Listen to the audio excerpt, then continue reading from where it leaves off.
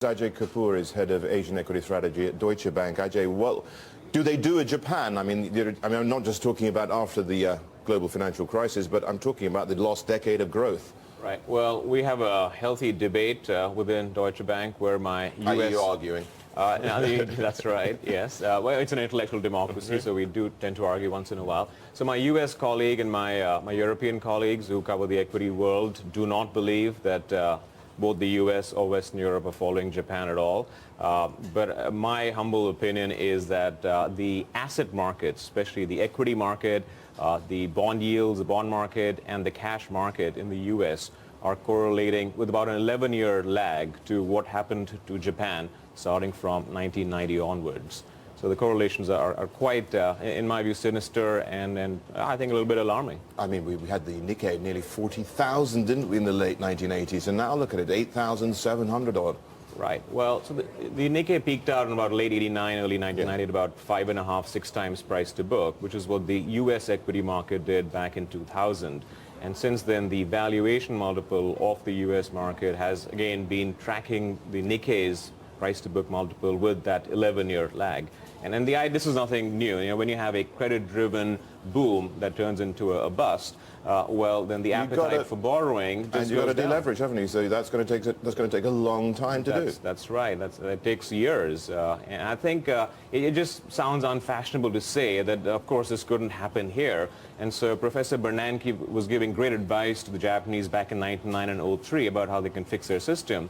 And now the BOJ's deputy governor, Mr. Nishimura, has kind of returned the favor and has drawn the parallels between U.S. demographics and Japanese demographics and the nature of their property bubbles and the aftermath. Well, it's on a demographics front. I mean, Japan is at a time bomb, many people are saying. So, I mean, I don't want to get too bogged down with this. Let's talk a bit about the Eurozone crisis. Are they going to pull the rabbit out of the hat and get, you know, something which not just markets, but of course economists think is going to work? And B, what's the play out in Asia? Well, it's a fluid situation. And so we know a little bit about the bank recapitalization number, which we at Deutsche Bank are reasonably happy with. It's about 100 billion euros, thereabouts. But what we're waiting for is what kind of a beast is the EFSF going to turn into. We'll find out, let's say, on Wednesday. And then what's the level of the haircut on Greek debt. So that, as you know, is still in play and in progress. So we're obviously keeping our fingers crossed, hoping for the best. But obviously financial markets the last few weeks have begun to discount a reasonably good outcome from these stocks. Okay, well, what do you like out there right now? I think in Asia, we like Korea. We are running a barbell portfolio where we like a few cyclicals and a few defensives. We're not huge fans of banking stocks.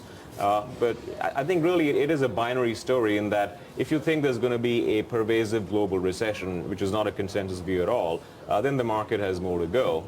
And if you think that this is just a good old panic like late 98 or October 02, well, then the markets can keep rallying. So you need to pick your spot and see, you know, what is your call. And I'm more in the category that thinks that the risk of a pervasive slowdown is greater than what people think it is.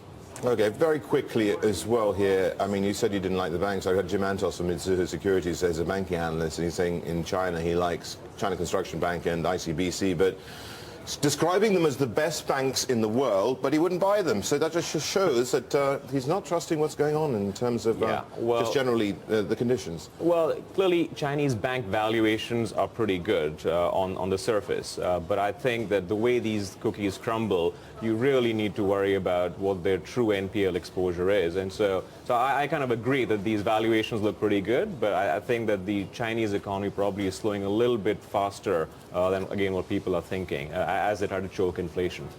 Ajay, thanks a lot for joining us. Ajay Kapur there from Deutsche Bank.